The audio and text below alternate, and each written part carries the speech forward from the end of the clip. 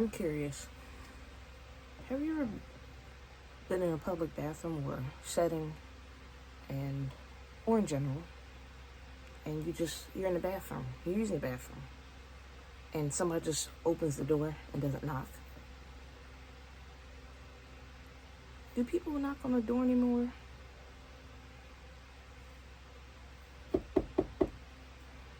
Doesn't take that long to do that and say, someone in there.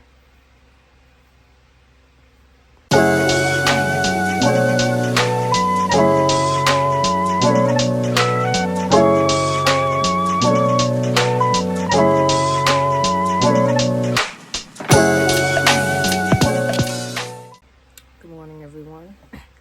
Welcome to just another Freckleface YouTube channel. It's me, the Freckleface herself. Let me adjust my chair. It's me, the Freckleface. How you guys doing today? Make sure you like and subscribe. Let me know how you feeling and how you doing. I know this angle looks weird. And it's simply because I brought out my old lounge chair because I got tired of sitting in my desk chair when I watched TV or played a game. So I got out my old lounge chair for now. Perfect, right?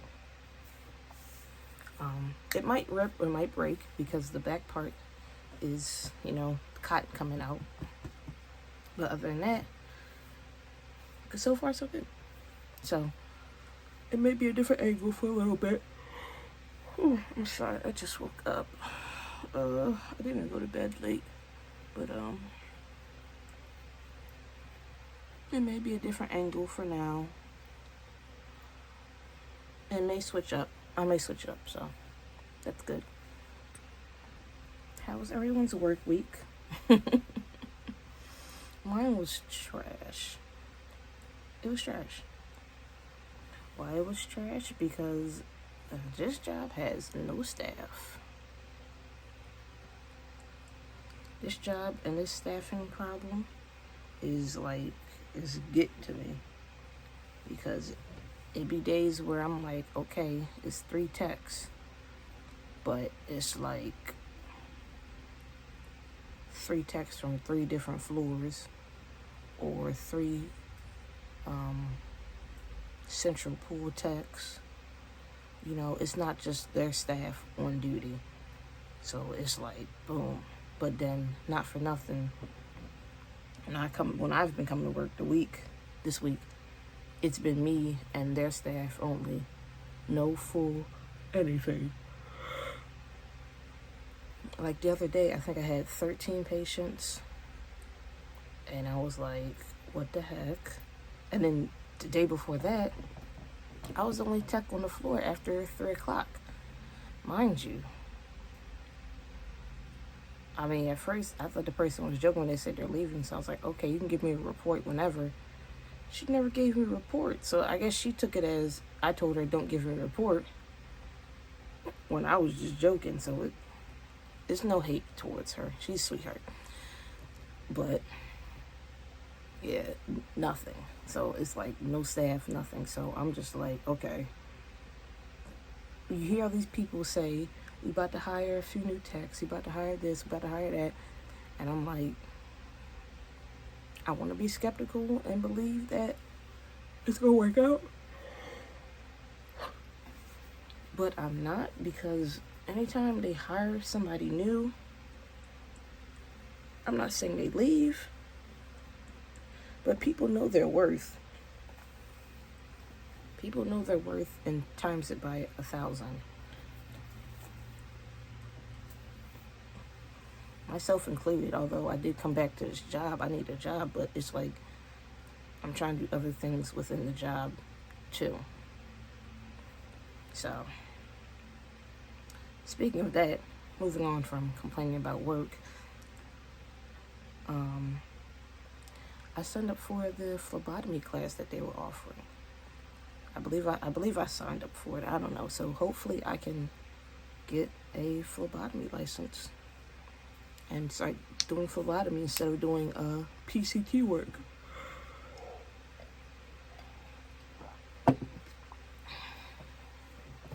I am nervous because I do not care for blood. I do not like blood. I say that all the time. I don't like blood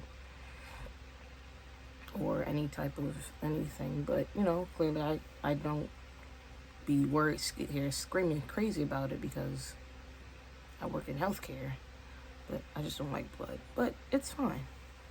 It is what it is. I think the main thing I'm worried about is, knowing certain labels and certain things and like finding a whatchamacallit.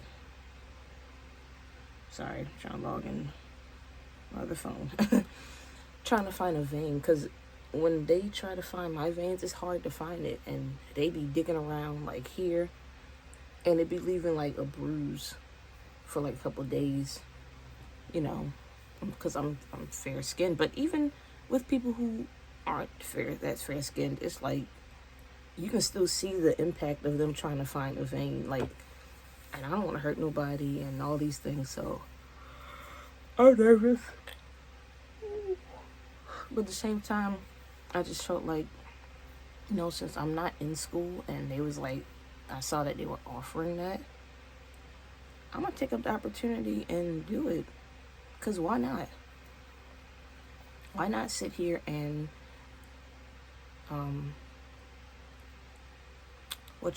why not take up opportunity to learn and get educated on something?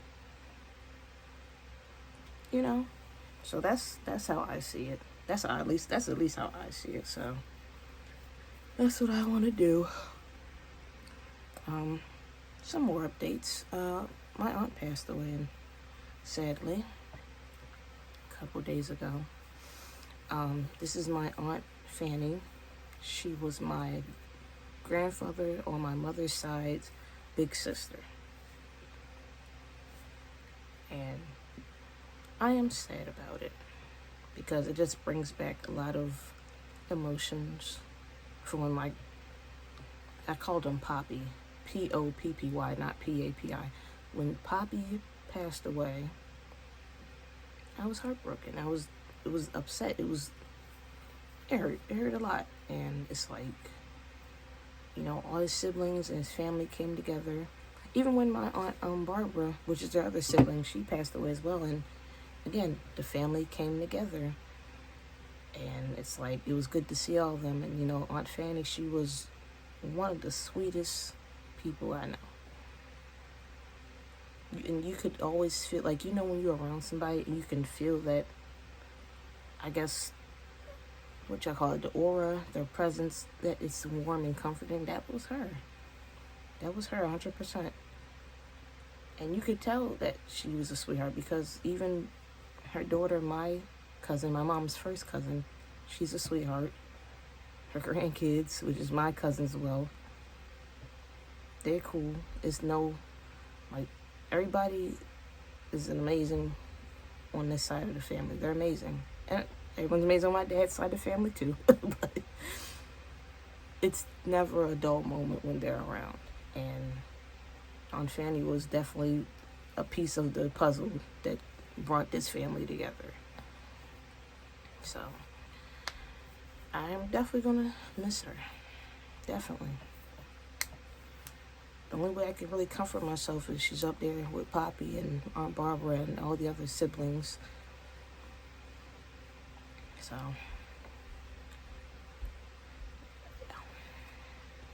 just, sorry I had to answer the phone.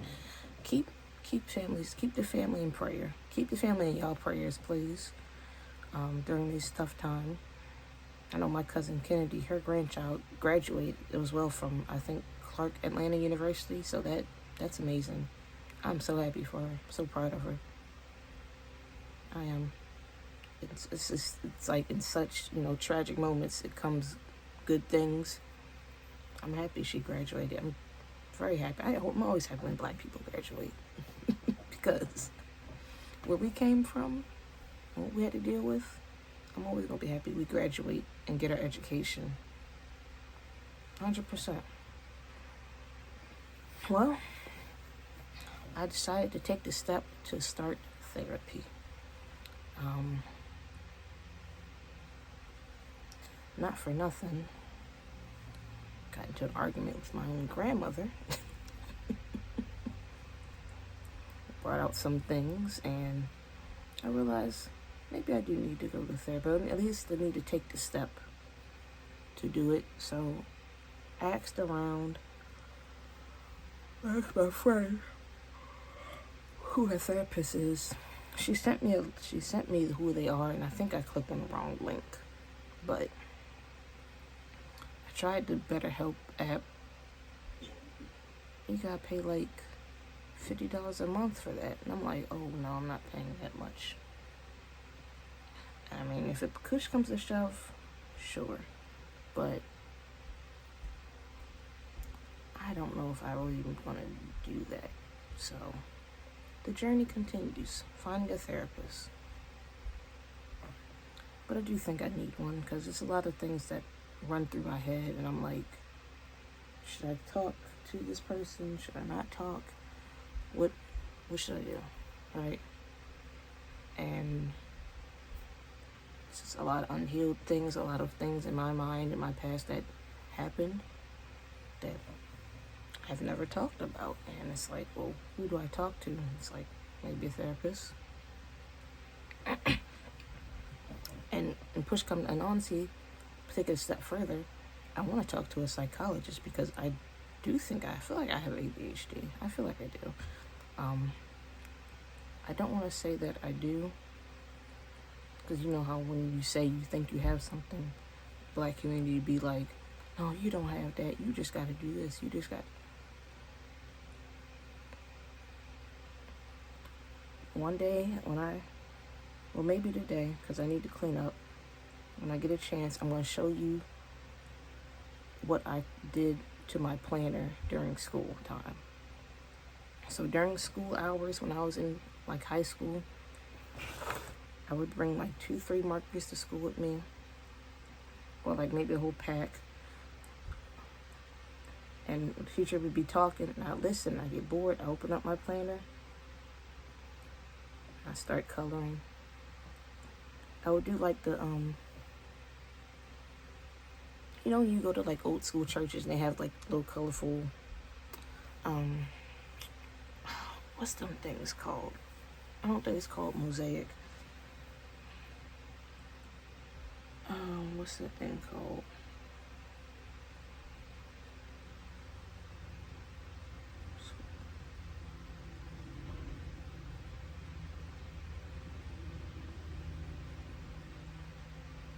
I looked up. I said old school church glass art.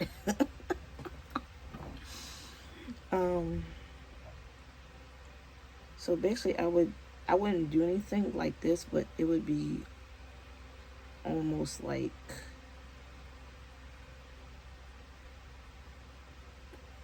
something like this. So I would draw like a black line or whatever color line. Then I would pick 3 colors and I would color it in. And I may or may not have had an image in the middle. So I would do that during the time I was supposed to focus in school. So, and I mean, not for nothing, I didn't really pay attention in school when I was younger, so I just feel like maybe I don't know. I would like to be seen at my big age of 29 years old. So I'm definitely going to keep y'all posted about that and all these things. So also, if you want to update about my teeth, there's no update. I got insurance. It's not the best insurance. Most of the stuff I'll be paying out of pocket for still, so I'm just kind of trying to figure out what route I want to go.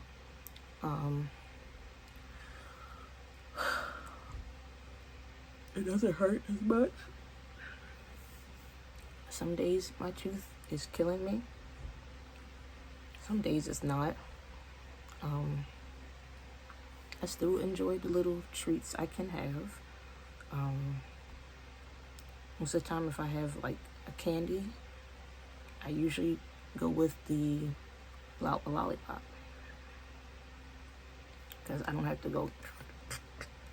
Now, if it's like gummies, I do gummies too, but sometimes it hurts. The chewing motions, the candy gets stuck in your teeth, it hurts. So it's like, I can chew it, but I can't do too much with it. Chips is a come and go. I know I got some tortilla chips to go with my Chipotle bowl. But other than that, it's most of the time, if I do eat a chip, it is Lay's. Like a potato chip, or no, not for nothing. It's probably just popcorn. Like popcorn you pop in the microwave. Because it's softer, but even then, like I said, that's popcorn in general. You gotta be careful, because the kernels get stuck in your teeth, and doesn't help that I got a problem with my teeth, so it's like the kernel gets stuck in your teeth, and then it hurt. So, but I mean, no major update. It's just one of those things where I'm monitoring the issue. The headache's definitely gone away. But it's just one of those things where it's like, just monitor what you intake, eat. You know, if my tooth is hurting a lot, I'll eat something softer. If it's not hurting as much, I'll eat something that I like, but smaller portions. I feel like I'm in a health seminar, and I'm not. Just a guide to having bad teeth. All right, let's get into my weekly recap. I have never heard of an influencer named Chud the Builder. Apparently he is, well, not apparently, he is a streamer. I don't know if it's Twitch or anything, but he's a streamer that goes around and do rage baiting, but like race rage baiting. Now, I've never seen, like I said, I've never heard of this person before. I've never seen any of his videos, but the racist rage baiters exist. So he's one of them that goes around doing that. So that's his reputation. And it's definitely cost him his family and everything in between. So now we're at a point where I don't know if he went to the courthouse for one of his own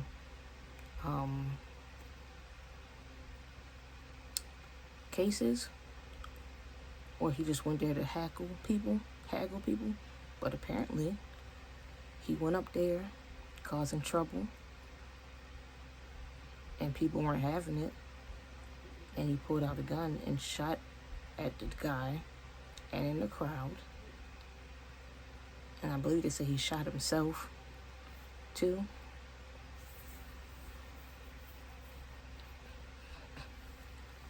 So once everything was said and done, his bail was set at $1.5 million, I believe. And then it went down to $1 million. And then of course they had a GoFundMe. And they said, Judge, you can't use the GoFundMe. And then not top for nothing, he said the one is $1.5 million because you can't, I guess he said, basically said you came here with some type of intent. Not for nothing, you were shooting at like some type of government, quote unquote government building, state building. You were shooting into a crowd. Mind you, he's trying to claim self-defense. You were shooting into a crowd of people.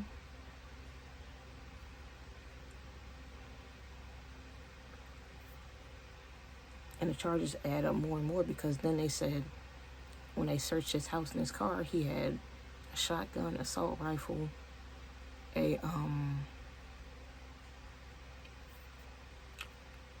ticket to Turkey, ticket and passport to airplane ticket to Turkey.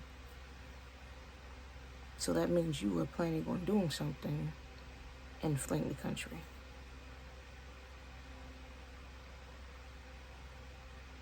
You were planning on doing something and fleeing the country.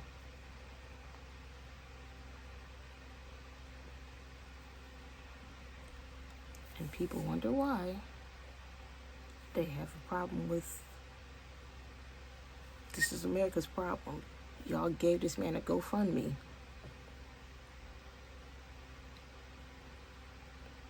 He was about to commit mass murder.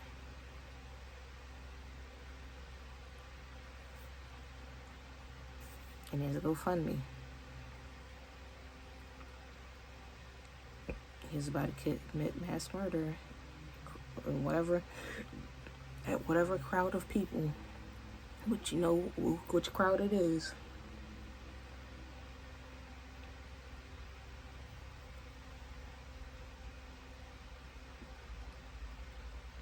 Where's the hate? Where's the hate coming from? At this point, y'all must be possessed. What is going on?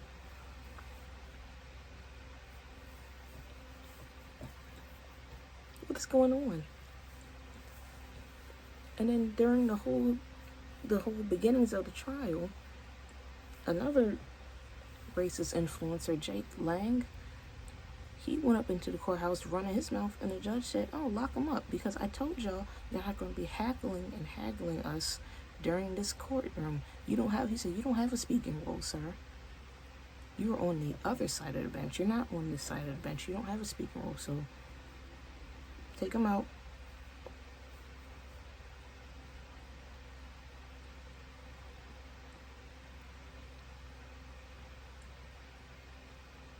Take him out.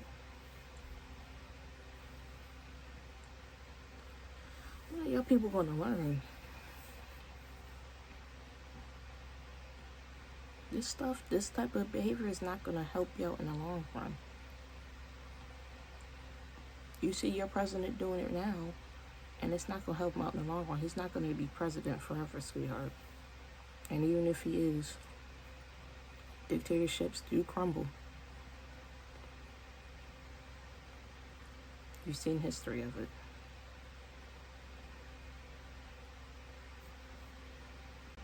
And unfortunately, there was another mass shooting in Texas, I believe. Give me a second. Let me look it up. Google is free.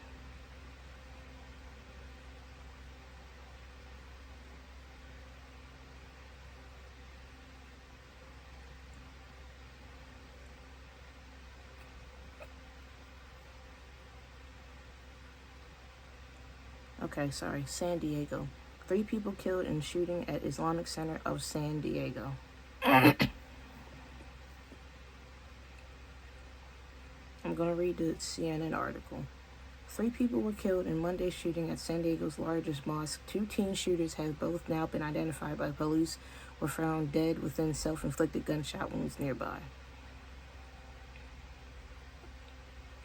Both mosque shooters, identified as 3 victims, praised for heroic actions, preventing more deaths. Here's the latest.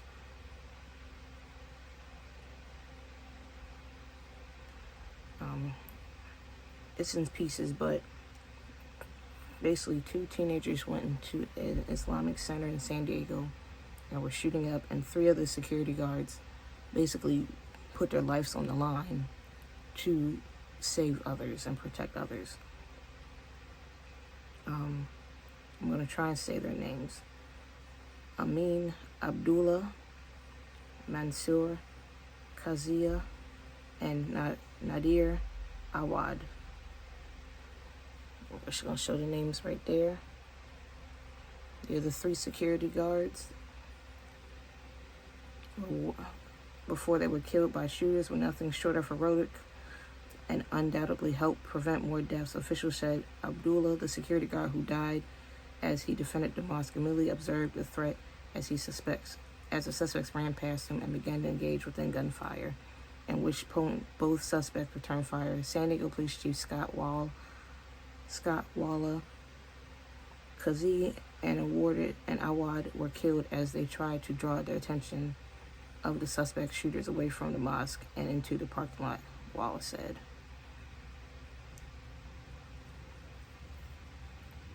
These people put their life on the line to protect others. We're going to get to that in a minute, too. See, that's something else that just popped up in my head. Both shooters, the two shooters, were identified by San Diego Police Department this afternoon as Caleb Liam Valquez, 18, and Kane Lee Clark, 17. They appear to have met online and discovered they both live in the San Diego area, where they met in person. And Mark Rumley said Mark Rumley, the special agent in charge of FBI San Diego. And of course it says, authorities believe the shooters exchanged radicalized ideology. Police said Rumley said authorities are working to figure out how the radicalization happened. A manifesto was recovered by law enforcement, which covered a wide spread of race and religions. According to Rumley, hate speech was also found strawed on one of the weapons used to attack, and a suicide note contained writings about racial pride, and officials say. I'm not going to read the whole article, but basically, yeah, racists doing what racists do. Going into these spaces where it's not the quote-unquote white Americans and committing heinous crimes. And I saw a post the other day where it said that these shootings at this point aren't even mental health anymore. It roots in white supremacy. It's a white supremacy issue. And if you think about it, it really is. And this is just my theory. Back then when they used to bomb churches, black churches of course, that's considered like a mass killing of individuals, a mass hurting of individuals, right? That was rooted in white supremacy because it only targeted black churches, black areas, black buildings. Now, I'm not saying one that was at that Islamic center is black, but, black and brown people are always the target. And Muslims are definitely always the target, simply because of racial thoughts. Especially after 9/11, where everyone thought, oh, if you're Muslim, you gotta be a terrorist. Or if you're Arabic, you gotta be a terrorist. These are people's thoughts. These are people's racist, horrible thoughts. And so, stuff like that, it's not a surprise to me. It's just heartbreaking that nobody in the country really sees it.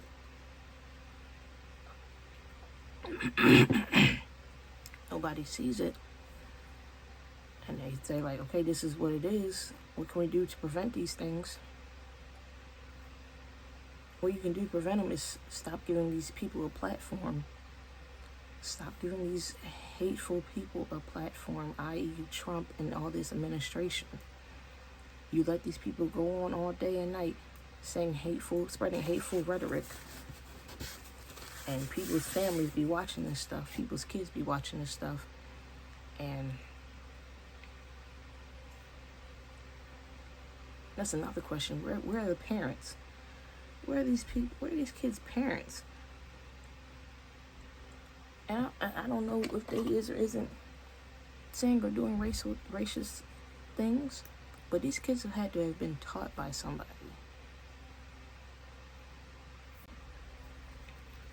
And not for nothing, when I said that these three officers, security guards, they put their life on the line to protect everyone. Just recently, it came out in a report that it's going to be a $1.8 million or $1 billion fund for the January 6ers. You're telling me you're giving money to traitors? And there were officers that put their life on the line to protect the Capitol building?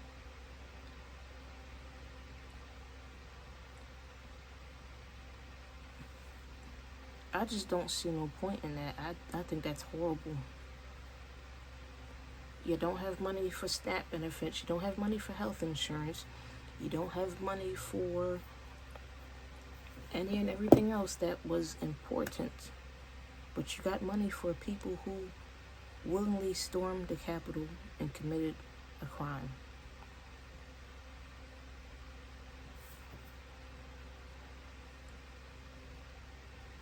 You have money for people who committed a crime.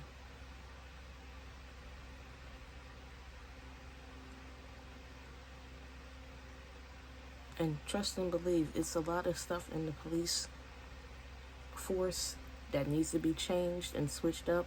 And a lot of these police officers are racist and horrible as well. And they voted for this. And it's like, y'all sit here and y'all vote for a man that does not care about y'all. Because if he cared about the police officers and the police force and all these things, he wouldn't be giving no January 6ers no pardons. He wouldn't be giving no January 6ers no money. He wouldn't be praising them. These men had a job that day, and these men at this Muslim center had a job that day too. That's a slap in the face that these people, their life on the line, and y'all don't care. This man does not care. And now you have 3 men who have died as a result of racial thoughts and ideologies and white supremacy. 3 dads, grandparents, sons, they're gone because of white supremacy. Y'all need to tear that down. It has to be teared down more and more. It just can't be keep living. Y'all keep being okay with it. At any and every moment, you need to shut it down. Shut it down and don't give it a platform. You don't give something, when you don't add fuel to the fire can't grow. Matter of fact, when you don't add oxygen to the fire can't grow. You light a fire, cover it up, the flame goes away, right? You light a fire,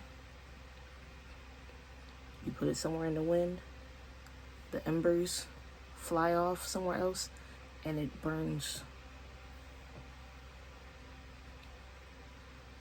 Let's stop adding fuel to this fire. Now, I'm not saying we can't talk about it. Of course, you gotta report on this stuff.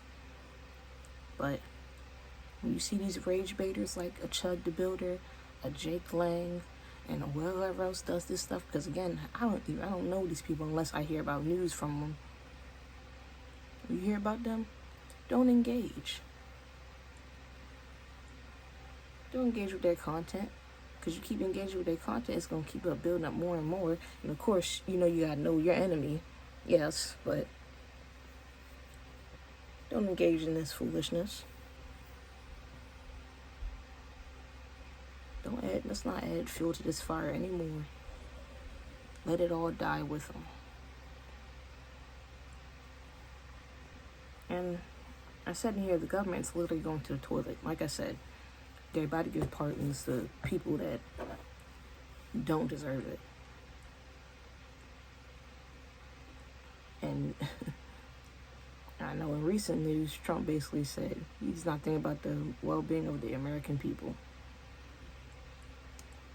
We know that, and now he said it out his mouth, and now they're trying to flip the script. Made it seem like, oh, that's not what he meant. No, that's exactly what he meant, sweetheart. He does not care about the well-being of the American people. We could have told y'all that the first time he was president.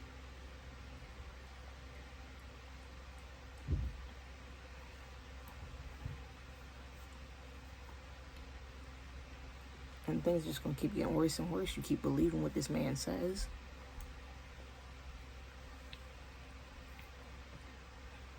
He doesn't care about y'all. And he's never going to care about y'all. He cares about himself. That is it. That's the goal. Is to make the rich richer and the poor poorer. And y'all too busy going off of illegals and trainees.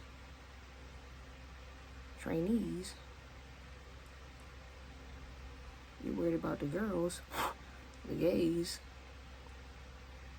and the illegal immigrants. You didn't see that this man was taking away your rights as well.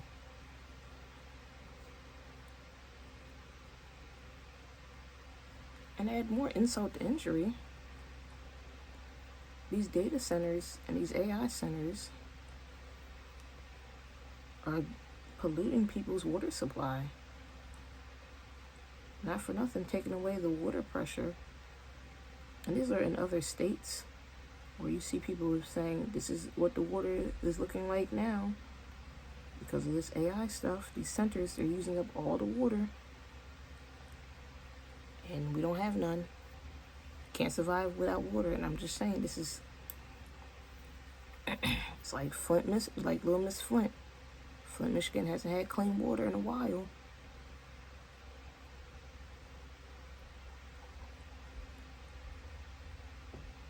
Soon y'all gonna be knowing what they feel like. That's why I don't use AI now. When it first, I'm not gonna say when it first came out, but when it first came out with little pictures and stuff, everybody was using it, not knowing anything. But then when you do more research into it, it's like, oh no, I ain't touching that no more, and I don't.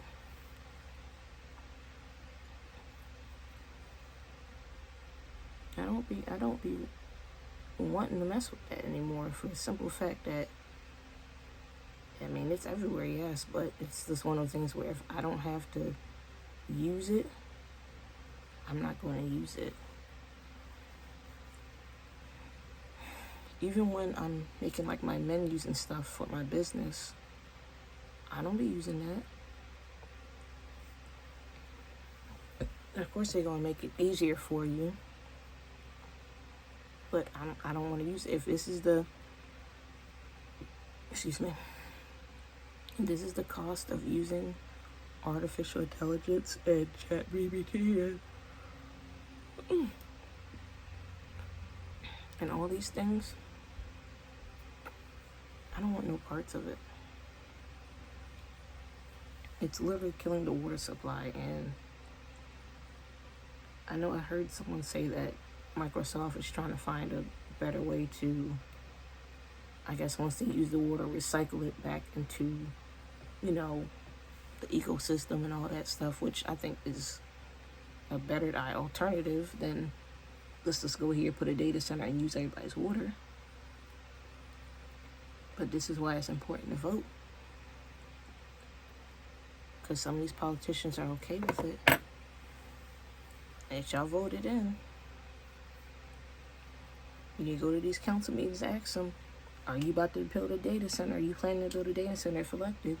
And if they say yes, then you don't have to vote for them. If they don't give an answer, they give an excuse, don't do it. Don't do it. It's not worth having dirty water.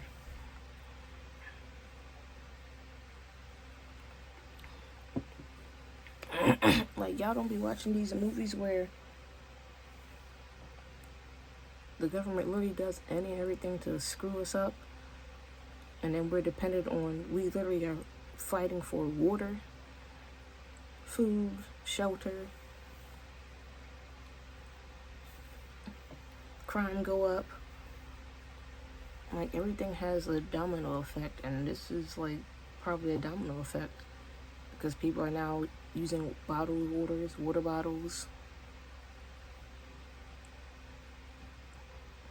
Like, again, have you not learned from Flint, Michigan? This is stuff, I'm not saying they had a data center there, but the water had a problem. It's a problem with the water. And you saw the impact of that.